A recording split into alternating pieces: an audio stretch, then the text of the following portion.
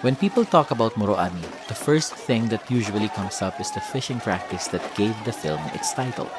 The movie is based on the real Muro-Ami fishing method, where divers create noise underwater to drive fish into waiting nets. The practice became controversial because it relied heavily on child labor and caused severe damage to coral reefs. Because of this, it is easy to view Muro-Ami as a film about exploitation at sea. And to be fair, it is. The children in the film are forced into dangerous work. Their bodies are treated as tools. Their safety often comes second to the day's catch.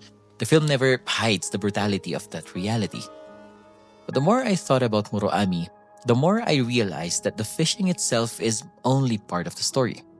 What stayed with me after watching the film was not the fishing method. It was Fredo, the main character. Throughout the film, Fredo dominates everyone around him. He shouts at the crew, humiliates the children, and rules through fear. Batong! Anong ginagawa niyo rito?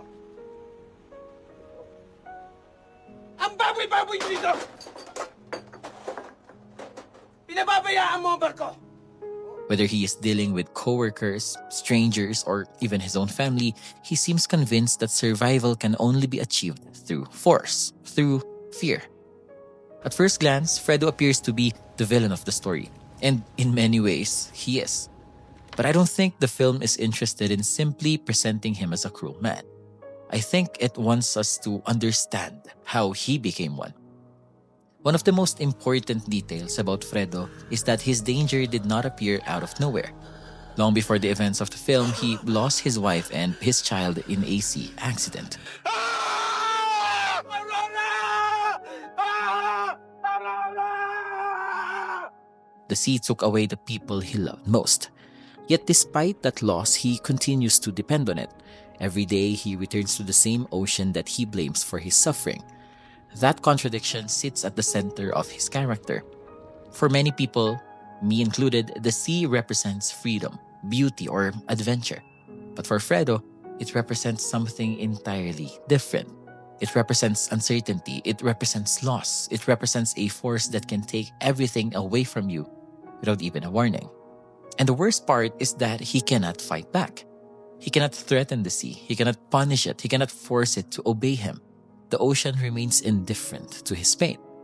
I think this is why Fredo becomes obsessed with control. The sea controls whether the crew eats. The sea controls whether the catch is successful.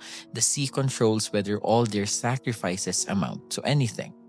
And because Fredo cannot control the thing that truly determines his faith, he begins controlling the people around him instead. The crew becomes something he can command. The children become something he can discipline. His father becomes something he can dominate. The more powerless he feels against the sea, the more power he demands over everyone else. What makes this tragedy even more interesting is the presence of Dado, Fredo's father. If Fredo represents survival at any cost, Dado often represents the film's conscience.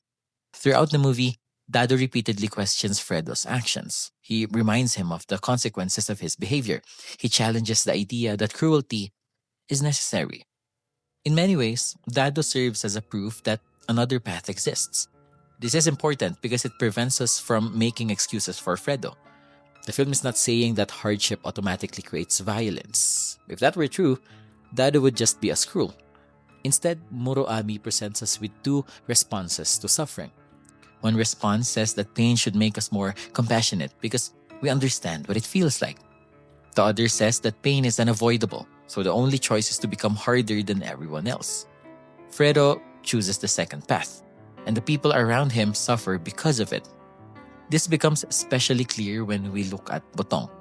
To me, Botong is one of the most tragic characters in the entire film because the danger facing him is not just physical. The danger is what he is learning. Like the other children, Botong is supposedly being taught how to fish, how to manage the ship. But that is not the only lesson he receives. He's also learning how power works. He's learning that authority comes from fear. He's learning that humiliation can be mistaken for discipline. He's learning that survival justifies almost anything.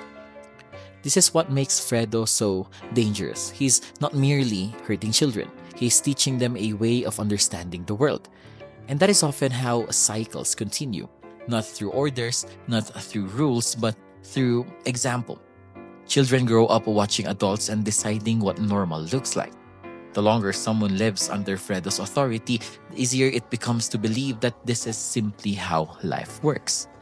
That suffering is natural, that fear is necessary, that kindness is a form of weakness. As I thought more about the film, I realized that all of these ideas eventually lead back to the title itself.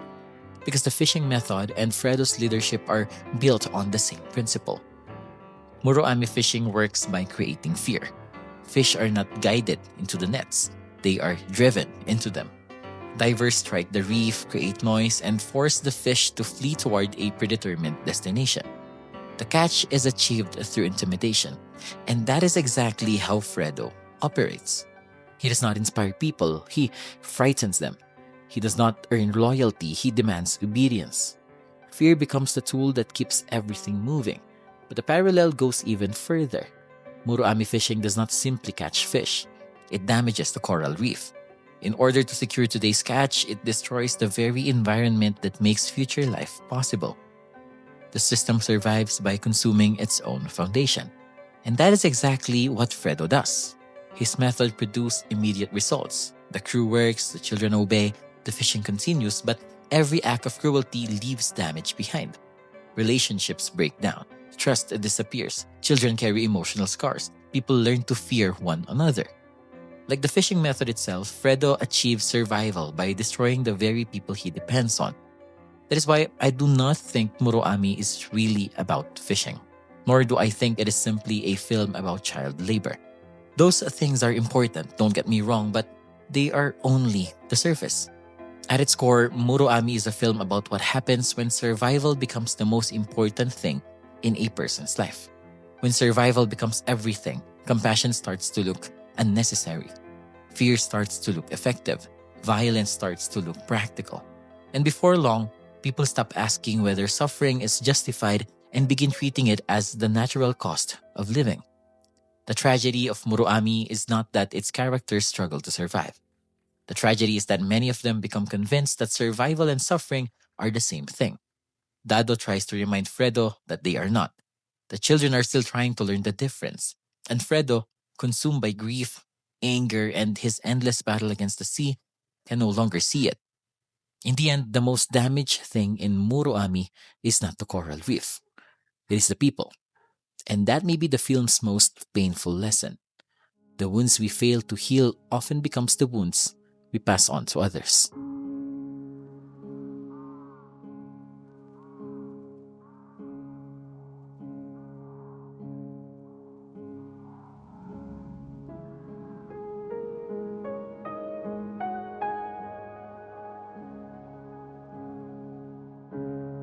Hey guys, thank you so much for watching the video. I had a lot of fun doing this one, so I hope you had fun watching it as well. Muro-Ami is a wonderful movie, and from what I've heard, I think this year they'll have it remastered. So we're excited for that one. We'll be checking that one out. If you like this kind of videos and you're not subscribed yet, please do subscribe. I post every Wednesday, every week. I try my best to. And also, I have exclusive content for my YouTube members and my Patreons over at Patreon. I do vlogging now, but I only upload it in my YouTube members and my Patreon. So if you want to do that, if you want to watch some behind the scenes, some vlogs with me or about me, you could check that one out. You could be a YouTube member for only 39 pesos. You know, it helps the channel a lot. And aside from the exclusive content, it also helps the channel big time. It helps me make videos. You know, I do this for a living. So if you want to help me out with that one, you could be a member on my YouTube member or be a patron over in Patreon. So that would be it. I'll be seeing you on the next video, and thank you so much.